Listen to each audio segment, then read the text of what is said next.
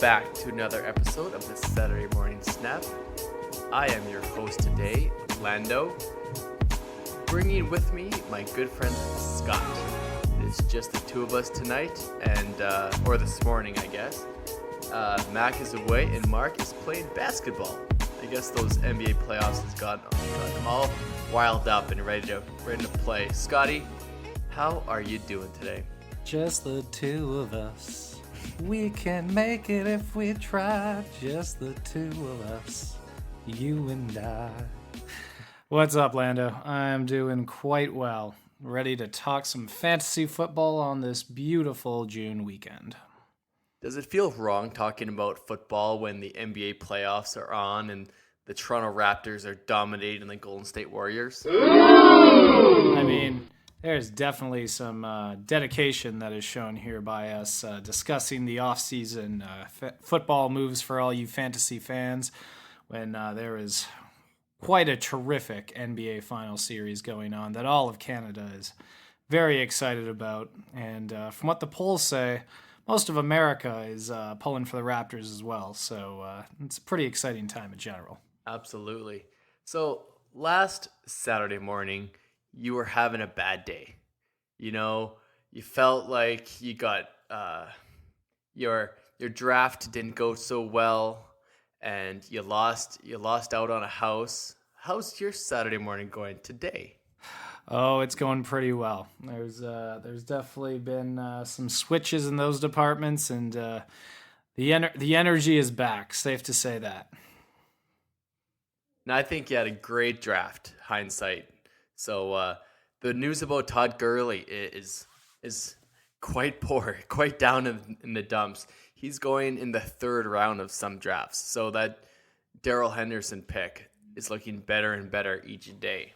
Yeah, I like to try to be an optimist in a lot of situations, but you can tell Mac is trying to trade Gurley as hard as he can, and with that pick just sitting right there, it was really hard to even think about not taking potential successor in that offense. But I'm not naive. I mean, Todd Gurley is still a beast, but I don't know. ADP don't lie. I completely agree. So it is June 8th, Saturday morning. You can follow us on Instagram at the Saturday Morning Snap.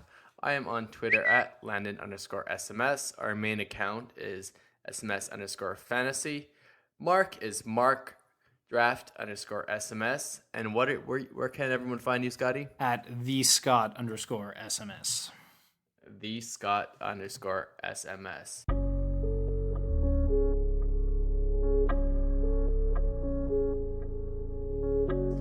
All right, let's talk about some news.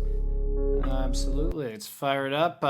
Big news out of Philadelphia. I mean, everybody, I think, saw it coming, but still, Carson Wentz signs a 4-year extension through 2024, worth over $104 million guaranteed. Yeah, did you see this coming when they cut ties with the hero Nick Foles, but what do you think? I think this is just, Philadelphia are guaranteeing their franchise quarterback. He has been injured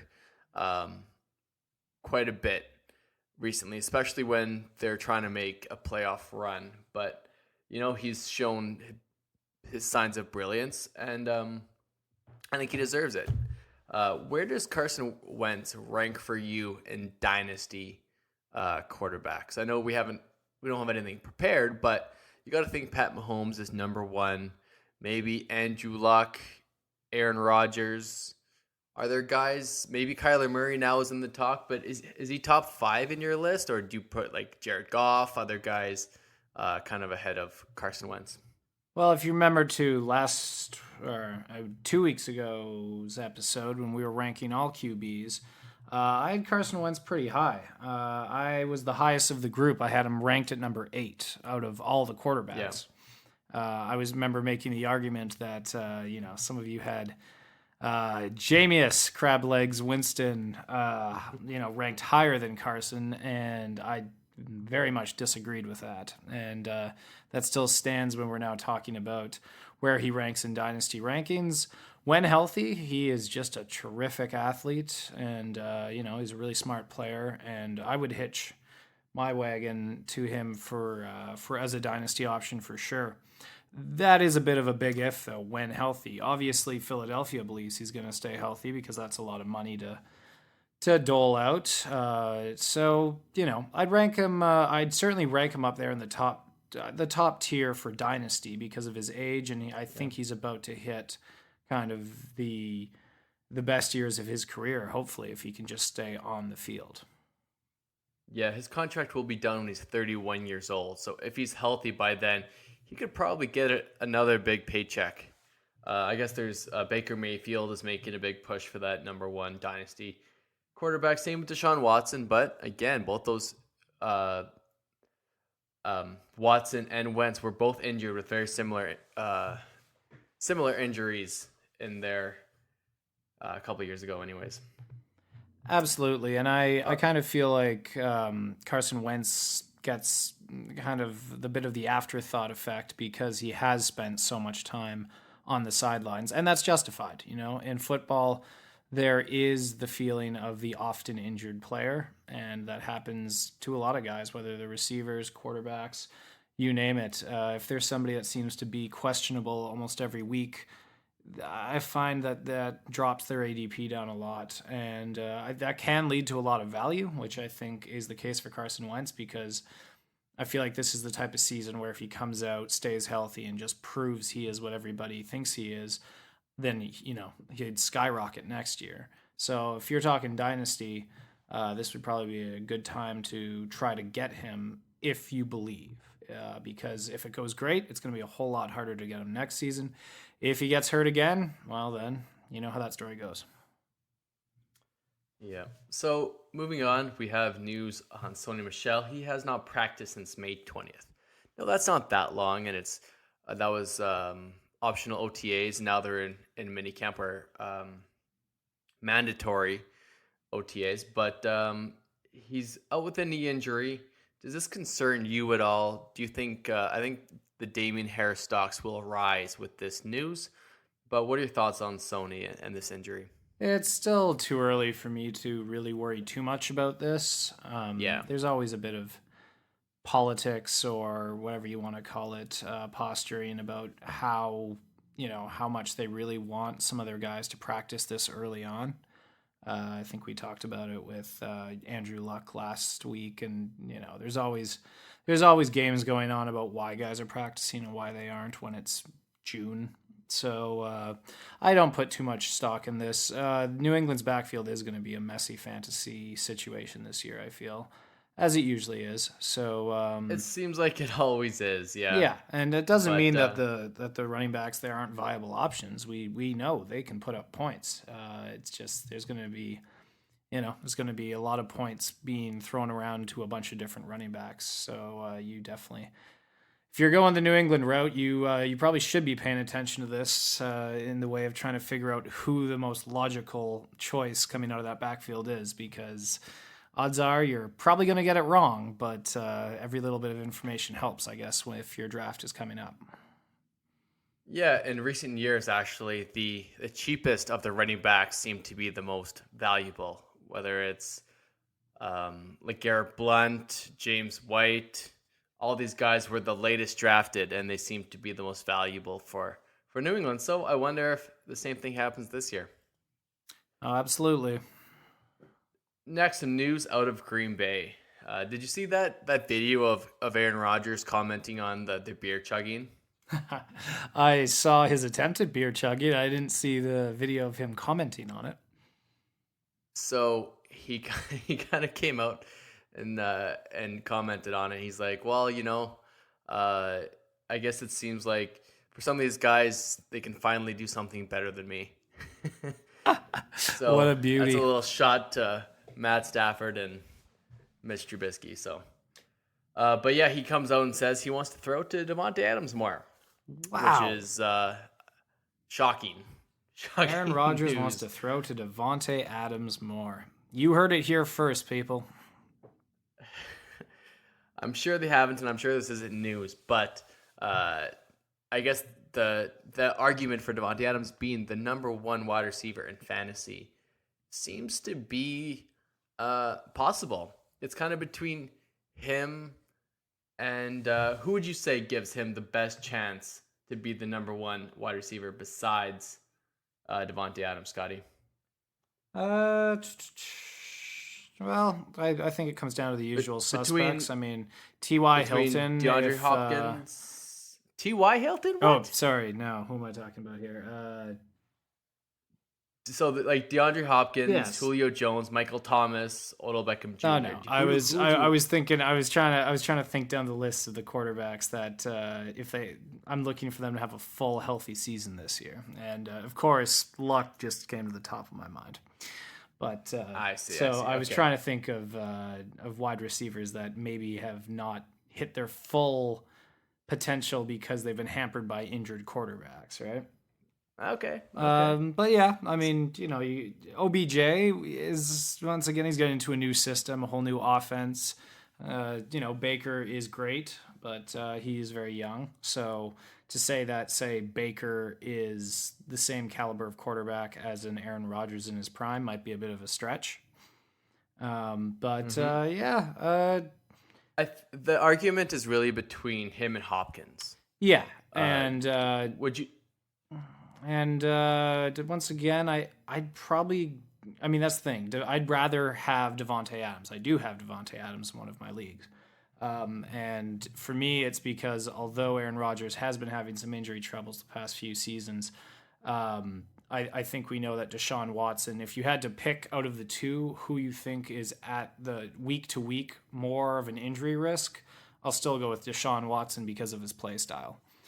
And we know if that injury, if he's one bad injury away, just like Aaron Rodgers every year, but from going down. So I'll usually take the wide receiver with the pocket passing quarterback in that situation, just because I do think there's a bit less of Aaron Rodgers getting hurt. But of course, because I'm saying that now, watch for Aaron Rodgers going down in week 3. Well, hopefully you didn't jinx it, Scotty. I know you have Devontae Adams in another league too, so you're really hoping I didn't jinx it.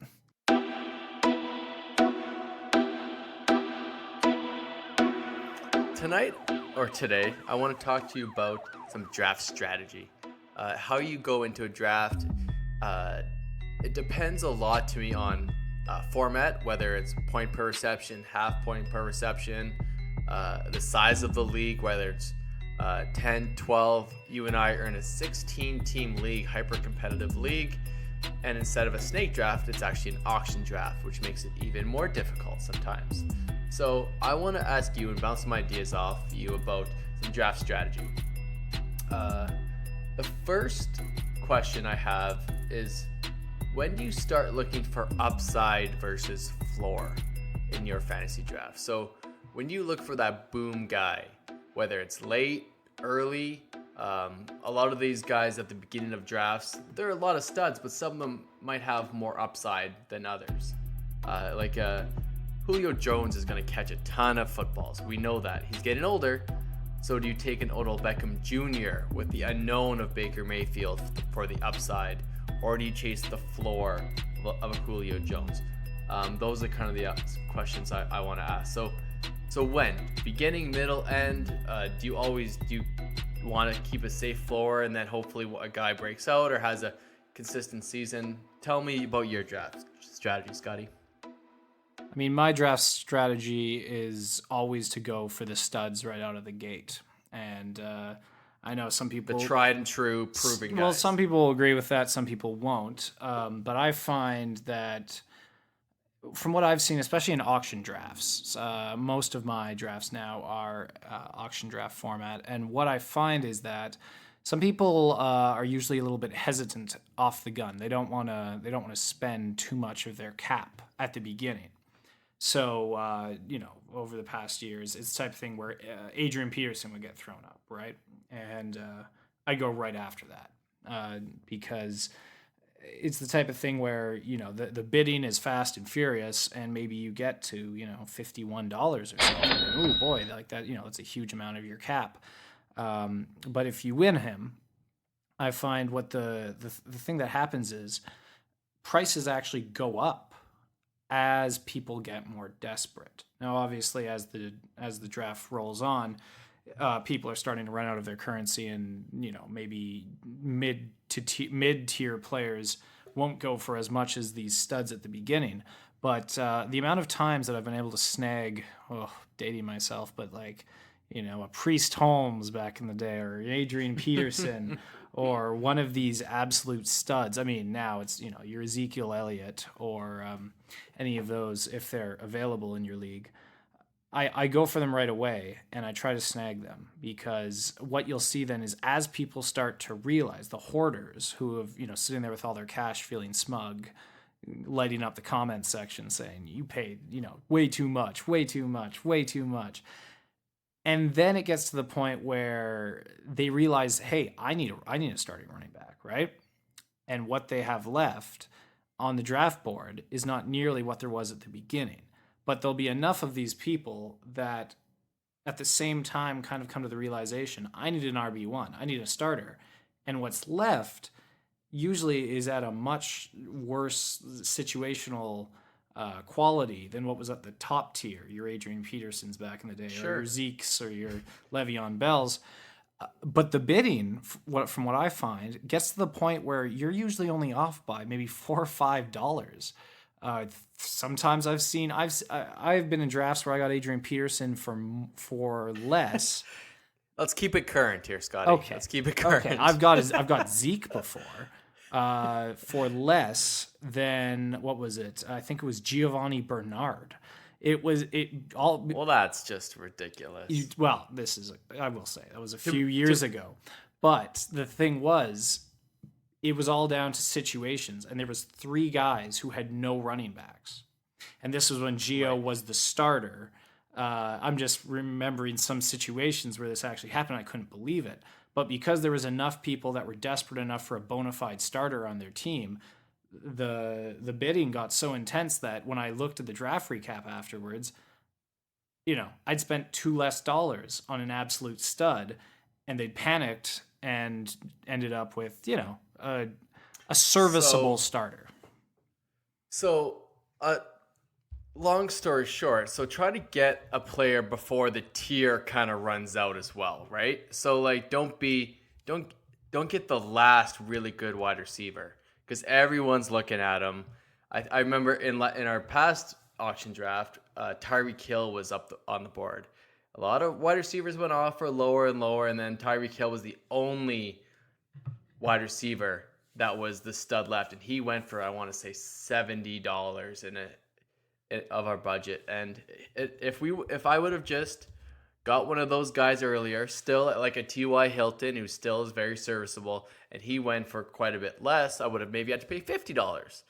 But then I was stuck without either, right? Is that kind of what you're getting at? Yeah, well, do you remember a certain Devontae Parker bidding war from 2 seasons ago, was it? He went for I think it was $5 less than DeAndre Hopkins. Yeah, it's funny though, and the hype is real again for Devontae Parker this offseason. I mean, the hype can be real, but what it came down to is you see the human aspect of people always sitting back and saying, well, I could always go for, I don't know, Devontae Parker. And there's maybe 4 guys saying, I need a wide receiver, but there's still Devontae Parker. I'll get him. And then sure enough, you see these 4 guys just piling on all the money because they know after this, the tier drops through the basement. Right. So all right. Well, that is a very specific example. So we're going to move on here. So where do you draft Gurley this year? This is a question that all fantasy owners want to know. What is the risk? Where do you feel comfortable drafting him? Where the risk is quite less, or are you hands off? Or are you just going to let whoever takes him, whether it's the 3rd or 4th round, are you going to let them have Gurley, or do you take a risk in the 3rd or 2nd because we know his upside is running back 1? Yeah, that's a really tough one. This is a situation that I feel you almost never see. I personally don't think I could ever let him drop past the 3rd round. I may try to snag him in the second round if he became available. I mean, Yep. you're really just picking one side of the fence or the other. Yeah. Because I mean, I know what the ADP says, but I still think in most conventional drafts, he's probably still going very high. And I think He's dropping. I know he's dropping. I know the average is there, but I still don't think the name Todd Gurley. I think he's still in a lot of people's minds will be an elite back, and then there's going to be Right. the other side of the camp that says he's broken. And So where? I mean, do I you would take him? feel absolutely fine grabbing him in the third round. I would feel ecstatic because Okay. the upside is huge. If he goes back to being the Todd Gurley that we know and love, then the third round for him is an absolute steal. If he spends half the season, on the bench and is kind of more of a mascot than anything, then obviously you burned a third round pick, but the upside on him is just great. And I mean, he is he has a big contract. So I doubt that for all I say about being excited of having his backup there, I doubt they're going to want to just let him fade away onto the bench while they're paying him that much money. So Scotty, I know you only play in a couple leagues, but I'm talking redraft, deeper benches. What is your goal in the late rounds? So what do you target? Do you go after rookies? Do you go with the tried and true veterans? Do you go with guys that could kind of be plugged into your lineup every week, or do you go with the guy that what Tyreek Hill was when he started, or what Deshaun Jackson was? Guys that you need to kind of stream that have immense upside, but they could kind of screw your team if they can put up a zero. I guess the boom bust players. Where do you go late in drafts? I find it varies league by league, obviously. I know in one of my leagues we only have a 5-man bench, so there you're usually drafting mostly for need. You got to get yourself an absolutely solid backup quarterback because, the waiver wire is not flush in a 16-team league. For that, I find that becomes very hard to then do the stash play, which can lead to a lot of angst on the waiver wire day after big outcomes by rookies. I usually target for need right away, try to get solidify, handcuffs and backups. Like you saw me pick Phillip Rivers last week because the difference between having a solid backup and an unknown, I find, can be really just a season killer. Oh, so when you say backup, you're not saying handcuff. You're saying like a guy you can plug Ideally, into your yes. fantasy lineup. Ideally, I think that's probably most people's strategies. Like your starter's Jared Goff, Yes, your backup exactly. is Phillip Rivers. Most of my drafts I are see. for all about Just want to depth, clarify. because football still is football, and you'll end up with enough injuries over the seasons that you'll be happy that you started off with a couple backup options. I usually try to have at least one flyer. Obviously, when we're in our dynasty league, I have many of them, but there's something about taking a risk on maybe a rookie or a second year that you really think, it could be their year. I always try to have at least one on my roster. Of course, usually a lot of times who I think that person's going to be in auction drafts always ends up that 2 or 3 other people seem to be as witty as I am, so they don't end up being as cheap as I'd think.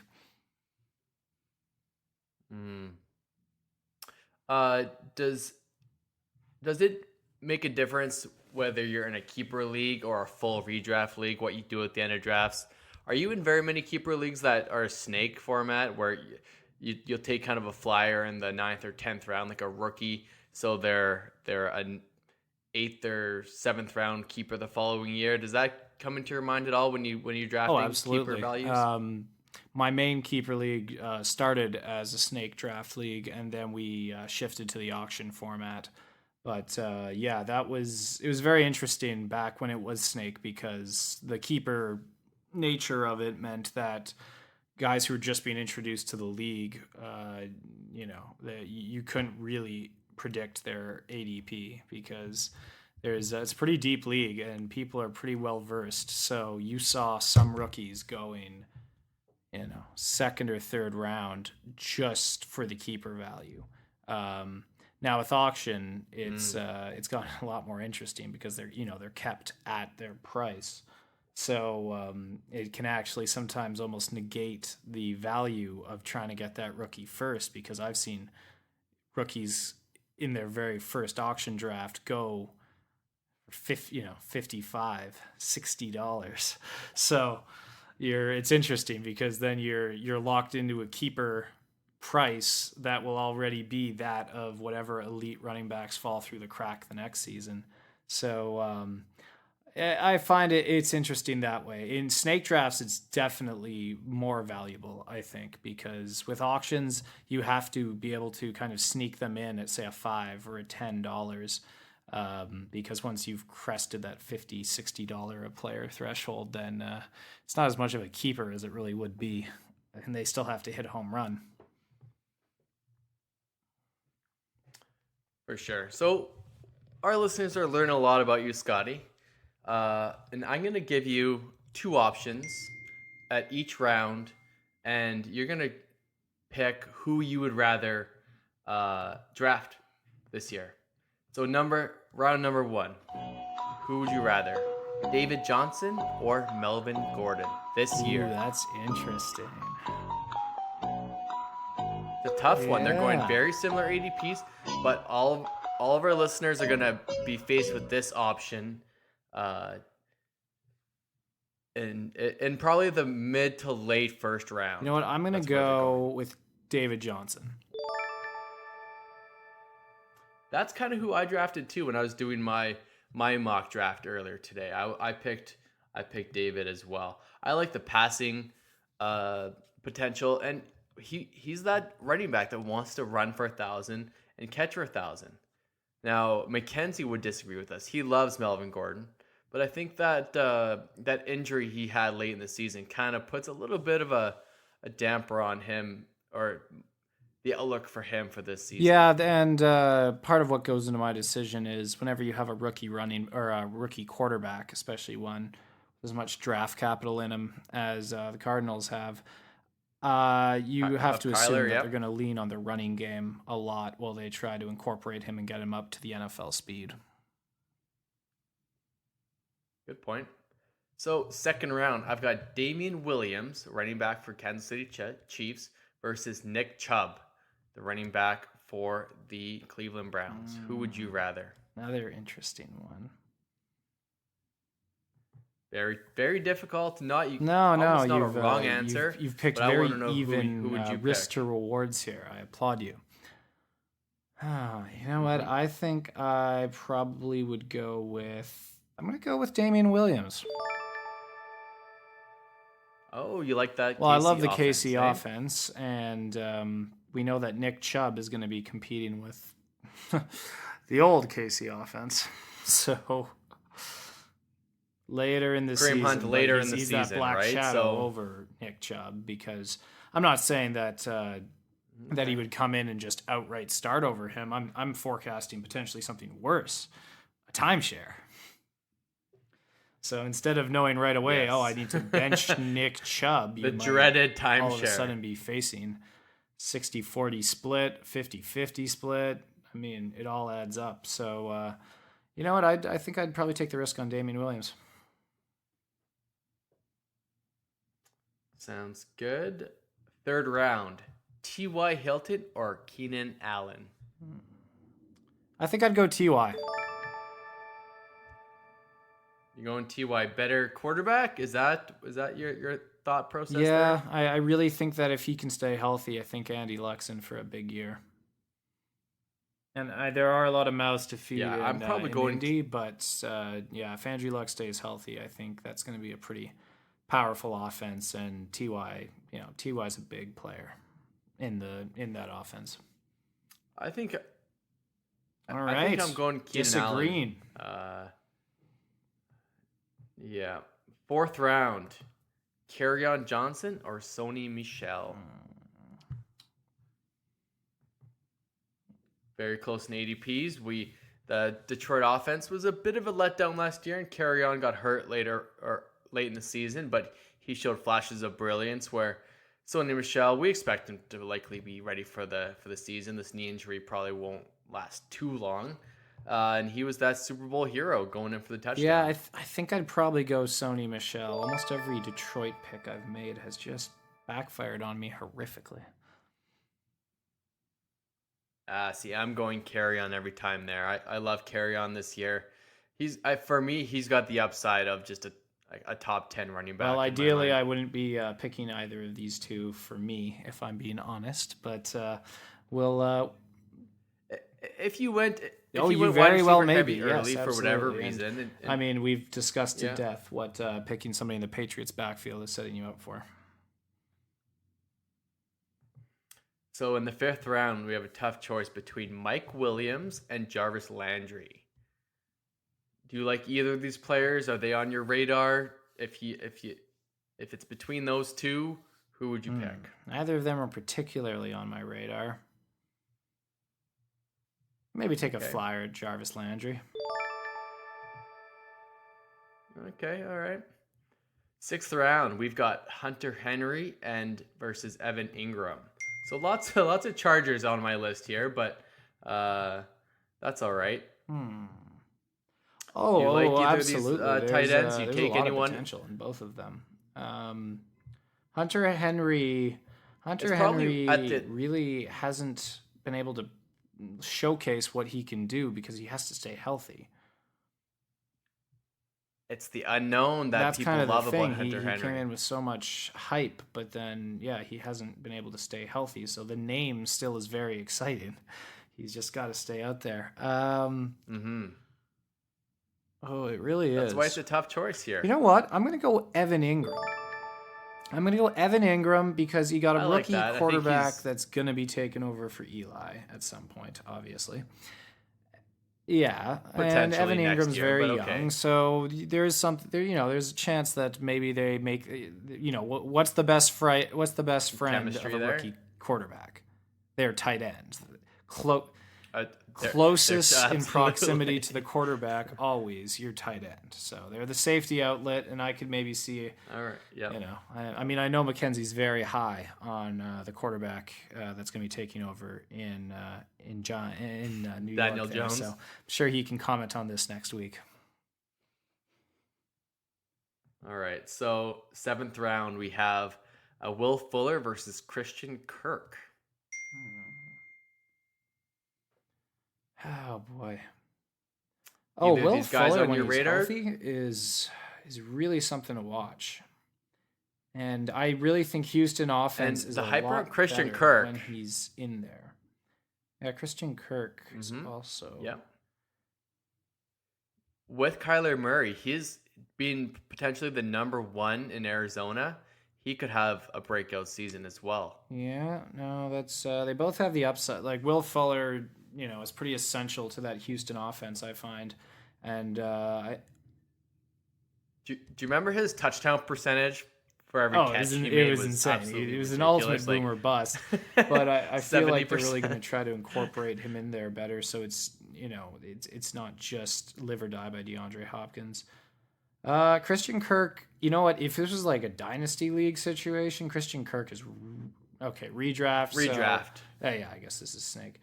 This year, I'd go Will. This year. Christian Kirk down the road could be really huge, but once again, that's a lot of pressure to put on a rookie quarterback to get you like a win this year wide receiver. All right. Next is the 8th round, and we have another tight end battle. Jared Cook versus Vance McDonald. Oh, I'm taking my boy Jared.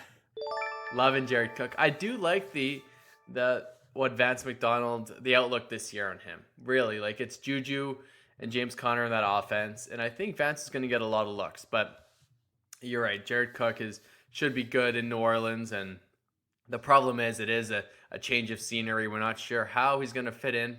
Michael Thomas is still going to be the number 1.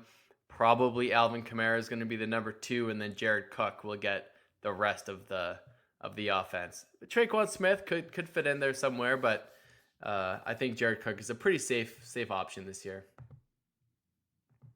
Oh, I agree. Next, we have 9th round, Geronimo Allison or Larry Fitzgerald. They're both going Mid ninth round, you go with the safe. Both are pretty safe, right? The number 2 for Aaron Rodgers and the tried and true Larry Fitz. Do you think he has one more season left? You know what? I would go Fitzy. I knew you'd go just Fitzy. to see how this rookie quarterback does, because once again, if you're looking for kind of a safety valve, Larry Fitzgerald is the archaic ultimate safety valve. Because what a stallion! Yes, sir. All right, next in the 10th round, there's James Washington, 2 high flyers. James Washington versus Deshaun Jackson. I'm gonna go Deshaun. I'm gonna go Deshaun Jackson. Yeah, back in Philly. Like I said, if we get a healthy Carson Wentz for a whole season, that's interesting to me. 11th round. I think this is a great value for potentially both players. We have Kiki QT and Dede Westbrook. Kiki, Dede, Juju. Who do you prefer? Either guy? Are you avoiding both? Are you looking somewhere different in the 11th round? I mean, in the 11th round, that's some decent value. I'd probably go Kiki. I think I like Dede. I think he's the number 1 in Jacksonville, and I think going for the Jags. I'm going for. I know without Bortles now. I think they have a little bit more upside. 12th round, we have Anthony Miller, second year Chicago wide receiver, versus the young rookie in Indianapolis, Paris Campbell. Obviously the better quarterback with Paris Campbell, but he's still a rookie. Just the hype is real with him. Where Anthony Miller was a really good rookie last year, but with Trubisky, it's kind of just a worse offense, lower volume. Yeah, this one, I think you described the upside and cap very well on both of them. I'd probably, I think I still have to go Paris Campbell. Go with the flyer. Chicago's passing offense is still not great. I still think they're going to lean heavily on the rush. Yes, sir. All right, last but not least, our last quarterback duel. We have Kirk Cousins of your Minnesota Vikings versus Dak Prescott. Who do you prefer as your starting quarterback this year? That's a pretty straightforward answer. I'd be going Captain Kirk. Going Kirk Cousins. I think he's primed for a bounce back season. Dak is pretty good too, and I think Dallas should be fine, especially if they get Zeke involved with the passing game, and Amari should be good for Dak as well. But I might lean Dak, even though I am a Vikings fan as well. Well, I mean, it's the type of thing where Dak has Zeke in the backfield, and they like to feed him the ball. And although Dalvin Cook is in Minnesota, I don't think they'll ever have the same type of makeup of a team that wants to just feed him. He's hungry. Give him the ball 35 times or something. That'll never be Cook. So I think that offense alone with the receiving core, second year in the system, I think that Kirk Cousins will outperform Dak. Yeah, you're probably not right. You're probably not wrong. And then in the 13th round, that's why we advocate for late round quarterbacks. I think both could be a starter, at least a pretty good streamer from week to week. And I'd like to just ride that waiver wire and go between guys like Kirk and Dak from week to week. Yeah, that's a pretty good strategy.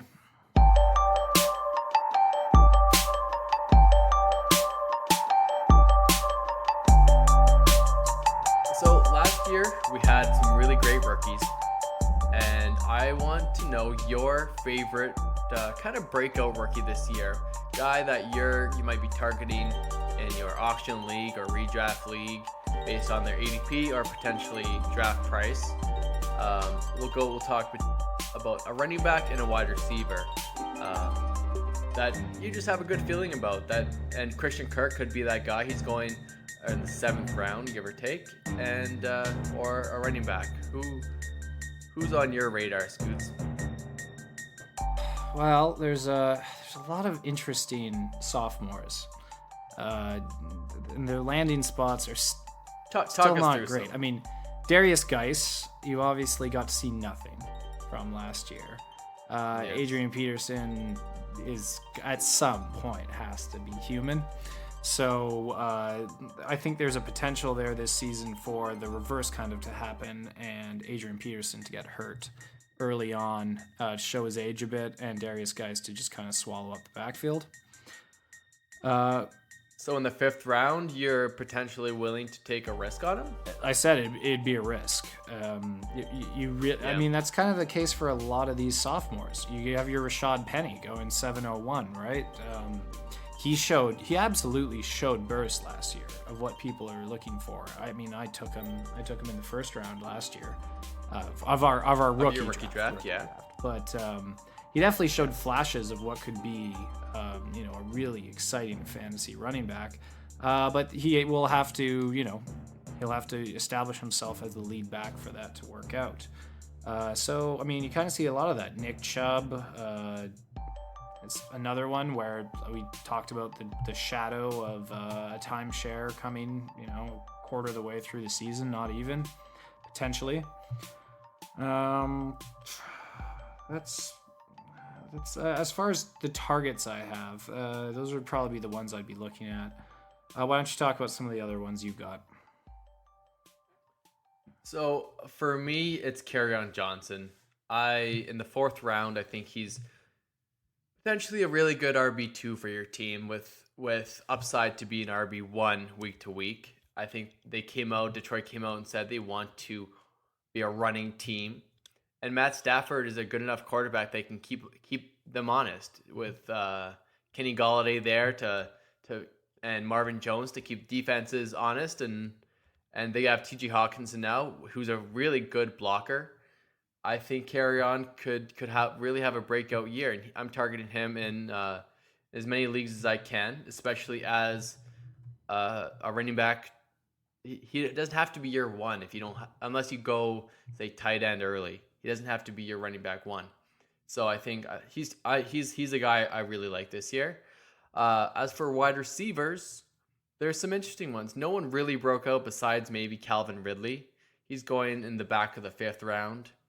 Cortland Sutton had all the opportunity in the world, what it seemed like anyways, when Sanders, Demaryius Thomas all went down, and he was the de facto number 1.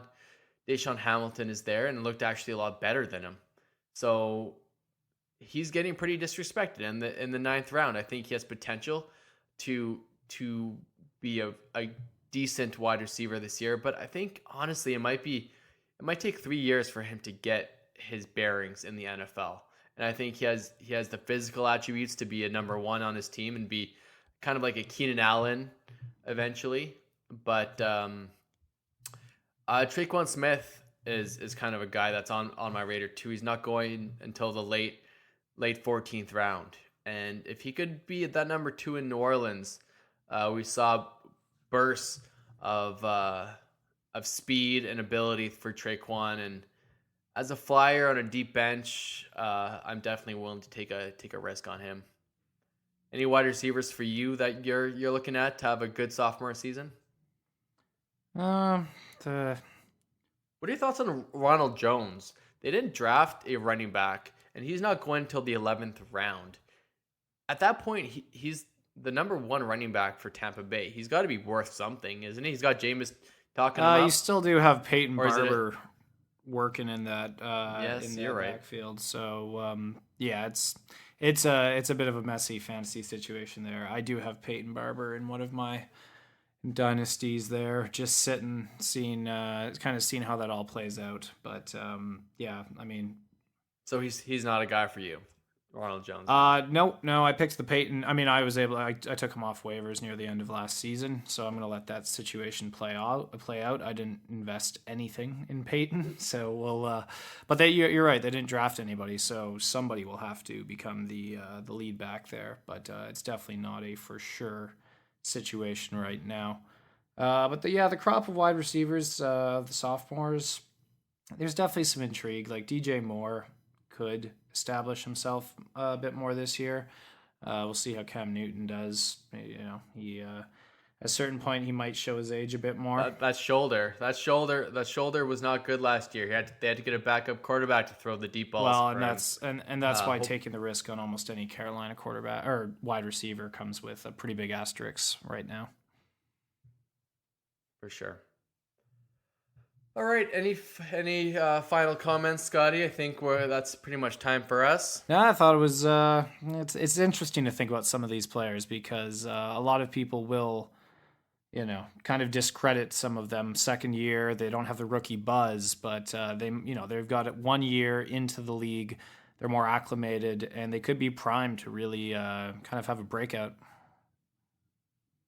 It's always tough for rookies to be that difference maker, what Michael Thomas was and Odell Beckham. Usually takes 2 or 3 years. So we should definitely remember the names of the rookies last year and don't discount them coming up. Absolutely. Don't forget to follow us on social media. If you have a chance, leave us a review on iTunes. It makes a world of difference to us. Next week, Mac and Mark will be back with us, so we'll have maybe do a mock draft, maybe talk more ADPs, maybe do a 2 versus 2 mock draft. We'll see what happens. If you have any suggestions for the show, shoot us a tweet and let us know what you like. Anyway, Scotty, have a good weekend and enjoy that new house of yours. All right, thank you, buddy. Have a great weekend. Bye.